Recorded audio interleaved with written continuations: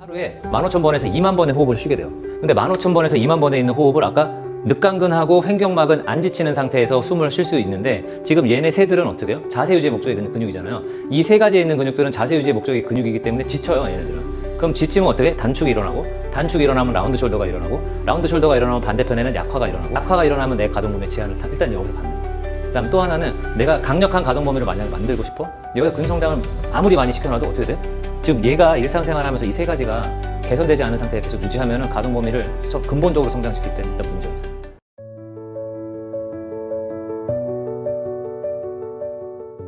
어떻게 운동을 통해서 유연해질 수가 있나요? 이거였나요? 질문이? 운동과 호흡 성장과 기랑근의 원심성 수축 근력을 통해서 어떻게 유연해질 수 있습니까? 이게 이제 질문의 핵심이었죠. 일단 호흡 성장에 관해서 이야기 잠깐 해드리고, 그 다음에 제가 아까 말한 거, 요가를 잘하기 위해서는 과신전을 하는 게 아니라 운동을 해야 된다. 그게 기랑근의 원심성 수축 근력을 키워야 된다. 요거 두 개를 간단하게만 설명해 드릴게요. 일단 인간에 있는 모든 근육을 두 가지로 나누는데 호흡 근육하고 자세 유지 두 가지로 나눈다고 그랬잖아요. 여기는 알고 계시죠? 그래서 요거 만약에 퀄리티가 떨어지기 시작하면 도와주기 시작한다. 이건 되죠. 도와주기 시작하는데 대부분 다 어떤 도움을 받냐면요. 갈비뼈 사이를 들어 올리는 동작을 합니다. 호흡 근육은 횡격막이 있고, 그 다음에 두 번째로 뭐가 있죠? 늑강근 있죠? 내늑강근, 외늑강근 있죠? 그러면 지금 뭘 도와주냐면 얘를 도와주거나 얘를 도와주는 거죠. 횡격막을 도와주거나 늑강근을 도와주거나. 근데 지금 보면은 숨을 못 쉬었을 때 정상호흡을 제가 한번 써보겠습니다. 정상호흡. 갈비뼈가 좌우로 확장하는 게 1번 움직임이에요. 그 다음에 흉골과 늑골이 전으로 확장하는 게 2번 움직임이에요. 3번 움직임이 갈비뼈 사이에 있는 공간이 늘어나는 게 세 번째 움직임이에요. 그래서 정상호흡을 했을 때는 이 세 가지 움직임이 일어나야 돼요. 갈비뼈에 있는 하각 있잖아요. 갈비뼈 하각이 좌우로 팽창해야 됩니다. 그 다음에 흉추와 흉골은 전으로 확장해야 돼요. 그 다음 갈비뼈 사이에 있는 공간들은 상하로 확장해야 돼요. 그래서 이 세 가지 확장이 일어나야 되는데 내가 이걸 만약에 못하기 시작했어요. 그러면 빨간색 근육으로 제가 표시해 보겠습니다. 뭐가 도와주냐면 여기 경추에부터 시작해가지고 1번, 2번, 3번 뼈에 붙어 있는 애들이 있어요. 얘가 뭐냐면 이게 사각근이에요. 그래서 이거 전사각근, 중사각근, 그 다음에 후면삼각근. 그러면 얘가 수축을 하면 어떻게 됩니까?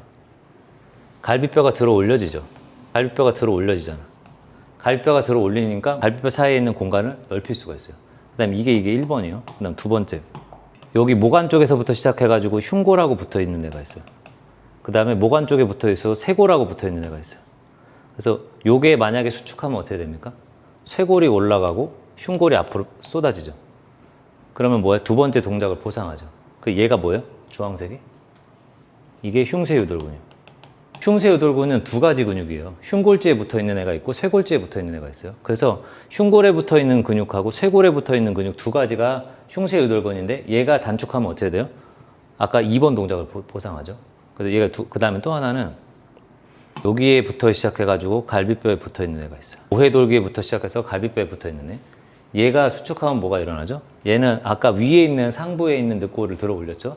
그 다음에 얘가 단축하면 뭐가요? 중부에 있는 늑골이 들어 올려지죠. 얘가 뭐예요? 얘가 소흉근이에요. 그러면 지금 빨간색이랑 주황색이랑 파란색이 있는 애 있잖아요.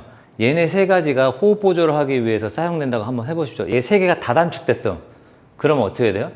호흡 보조가 일어나면서 동시에 내 몸은 어떻게 동시에 라운드 숄더가 되는 거야.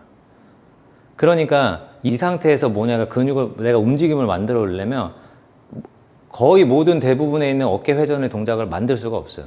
예를 하나 다시 들어보죠.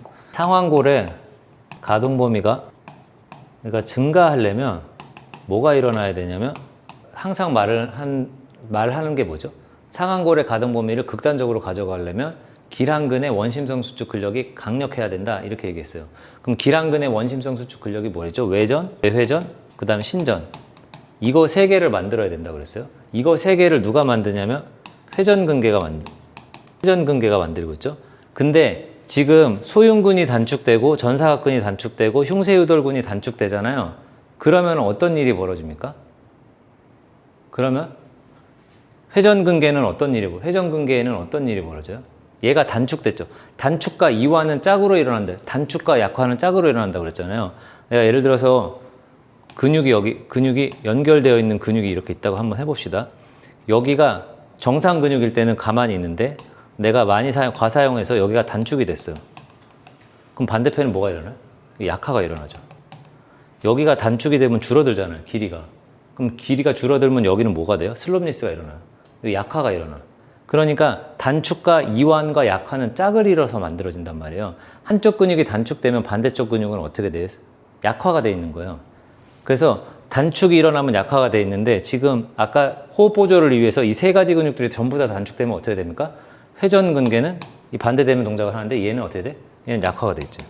근데 내가 지금 이 약화되어 있는 상태로 가동 범위를 만들려고 어깨를 돌리려고 하면 돌아가져요? 안 돌아가지. 절대 안 돌아가죠.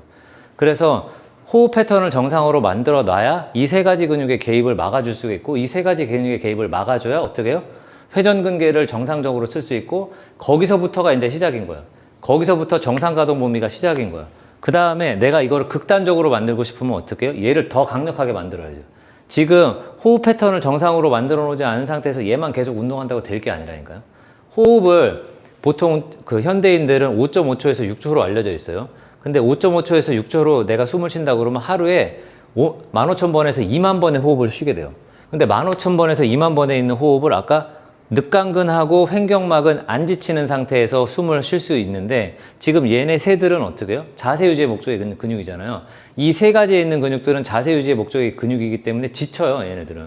그럼 지치면 어떻게 해? 단축이 일어나고 단축이 일어나면 라운드 숄더가 일어나고 라운드 ሾulder가 일어나면 반대편에는 약화가 일어나고 그걸 슬럼니스라고 하는데 약화가 일어나면 내 가동 범위의 제한을 일단 여기서 받는 거야. 그다음 또 하나는 내가 강력한 가동 범위를 만약에 만들고 싶어. 여기서 근성장을 아무리 많이 시켜놔도 어떻게 돼요? 지금 얘가 일상생활 하면서 이 세 가지가 개선되지 않은 상태에 계속 유지하면은 가동 범위를 근본적으로 성장시킬 때는 일단 문제가 있어요. 요거가 일단 됐습니까? 네, 또. 그러면 라운드 숄더 되면서 네.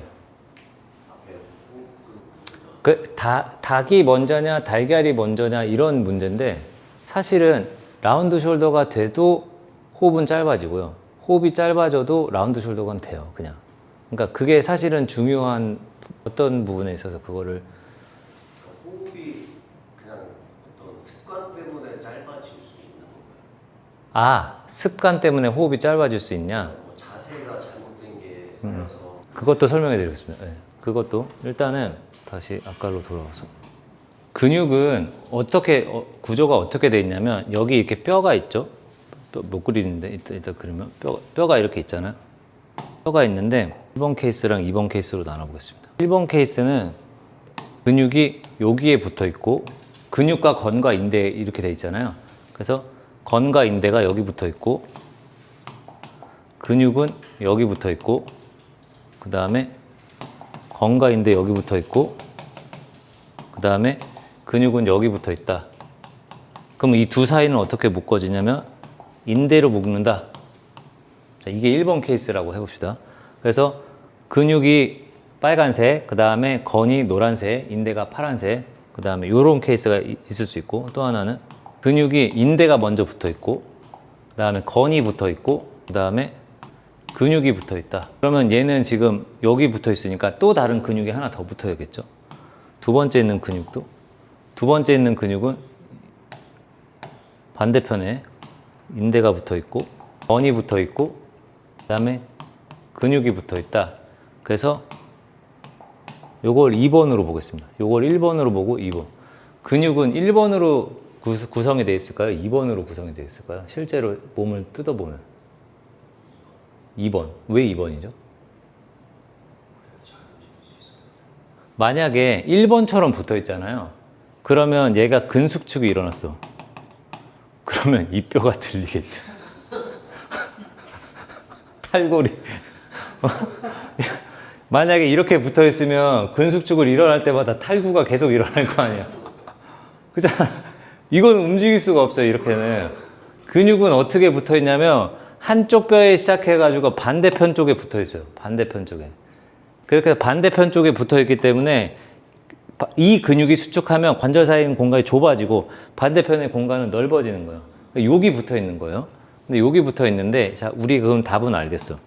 아까 근육이 수축할 때마다 탈구가 일어나는 게 A 케이스, 근육이 수축할 때마다 관절 사이에 있는 가동 범위가 늘어났다가 줄어들었다 할 수 있는 게 2번 케이스인데 우리가 2번이라는 걸 알았어요. 2번이라고 그러면 여기서 전통적인 관점과 현대적인 관점이 나뉩니다. 전통적인 관점에서는 내가 이거를 요 가동 범위를 성장시키고 싶잖아요. 가동 범위에 있는 성장을 시킨다 그러면 이렇게 생각을 했어요. 얘는 늘어나 안 늘어나? 아, 그죠? 안 늘어나. 저 일단 이렇게 쓰겠습니다. 건인대 고정 근육이 늘어남 이렇게 생각을 했었어요. 그러니까 요 뒤에가 늘어나고 얘는 고정된다고 생각했었던 거예요. 근데 다른 관점이 또 하나 생깁니다. 다른 관점. 여기서 건인대가 찢어지고 근육이 고정돼 있다 이렇게 돼 있는 거야. 내가 관절 사이에 있는 가동 범위를 스트레칭을 계속 해가지고 늘리려고 하는데 야 그거는 관절 사이에 있는 가동 범위가 늘어나는 게 건과 인대가 찢어져서 늘어나는 거야. 근육은 안 늘어나니까. 그렇게 만드는 관점이 있어요. 이게 전통적인 해석과 현대적인 해석으로 나뉘는데 옛날엔 이게 맞는 줄 알았어. 이게 왜냐면 내가 여기가 건인대가 튼튼하다고 생각하거든 사람들이. 건인대가 튼튼하고 근육은 늘어났다 줄어들었다 할 수 있다고 생각을 한 거야. 그래서 탄성이 건인대에 있지 않고 어디 있다고 생각한 거예요? 근육에 있다고 생각한 거예요.